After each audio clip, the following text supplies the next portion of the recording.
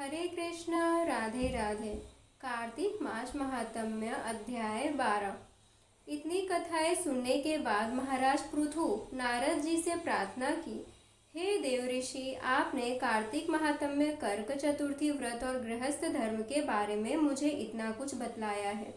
अब कृपया करके तुलसी जी का महात्म्य भी बतलाने की कृपा कीजिए।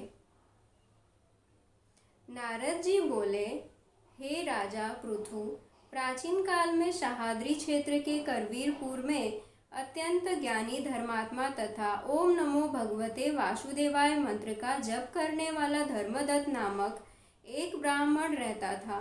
वह अतिथियों का आदर सत्कार भी खूब करता था।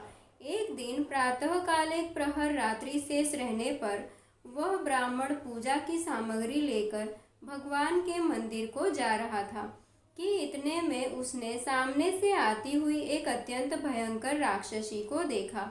आगे को निकले हुए टेढ़े मेढ़े और बड़े बड़े दांत, लाल बिल्कुल नग्न लकड़ी के समान सूखा शरीर तथा मुख से घूर घूर शब्द निकल रहा था।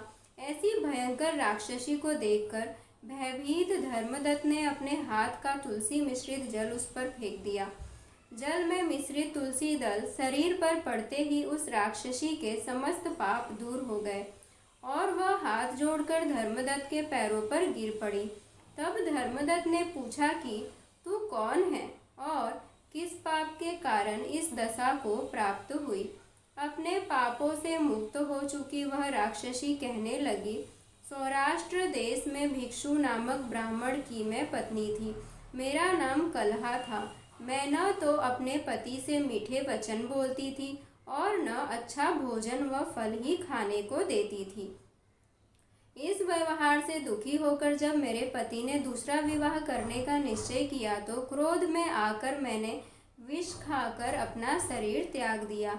इसके बाद यमदूत मुझे बांधकर यमराज के पास ले गए।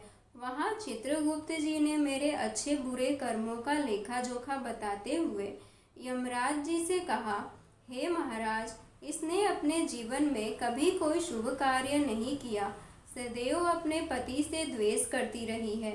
यह सुनकर यमराज ने आज्ञा दी, क्योंकि जिस बर्तन में यह पकाती थी उसी में खाती थी, इसीलिए इसको पहले अपनी संतान को खाने वाली बिल्ली की योनि में भेजा जाए, उसकी सूकरी की योनि प्राप्त हो। तदंतर क्योंकि इसने आत्महत्या की है, इसीलिए यह प्रेत योनि में जाए। सो महाराज, मैं 500 वर्ष से इसी योनि में फिर रही हूँ। भूख और प्यास से दुखी होकर एक वेश्य के शरीर में प्रवेश करके मैं कृष्णा और वेणी नदी के संगम पर गई। जैसे ही मैं नदी के तट पर पहुंची, भगवान विष्णु के दूतों ने मुझे वेश्य के शरीर से निकालकर बाहर फेंक दिया। वहाँ घूमती फिरती मैं आ रही थी कि आप मिल गए। अपने तुलसी मिश्रित जो जल मेरे ऊपर फेंका है, उससे मेरे संपूर्ण पाप नष्ट हो गए हैं। अब कृपया करके इस प्रेत योनि से मेरा उद्धार कीजिए।